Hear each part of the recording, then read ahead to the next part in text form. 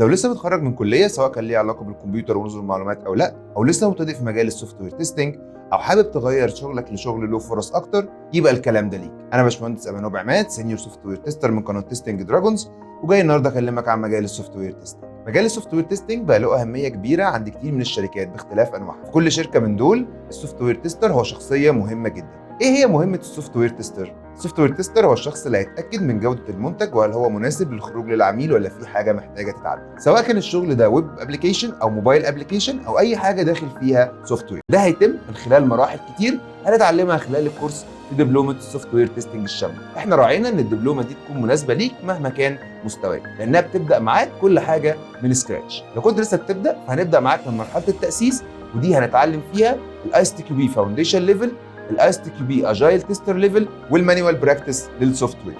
مش بس هتعرفهم نظري، احنا كمان هنحل امتحانات ونطبق على مشاريع عشان تكون شاطر نظري وعملي. بعدها هننتقل لمستوى اعلى وفيها تتعلم كل اللي يخص عن الاي بي اي والداتابيز. هنتعلم الاي بي اي بالجافا سكريبت، وهنتعلم الداتابيز وازاي نعمل لها اكسكيوت بالسيكوال. اما المستوى الاخير هيكون عن الاوتوميشن، وده هناخد فيه اكتر من كورس. هنبدا بكورس الجافا فور تيسترز، بعد كده هنتعلم سيلينيوم، ابيوم، سايبرس، وكيوكمبر. الدبلومه متصممه بحيث انها تاخدك من البدايه للنهايه مع حل امتحانات ومشاريع عمليه عشان تتاهل للشغل بجد، حتى لو كنت لسه متخرج او بتغير كارير.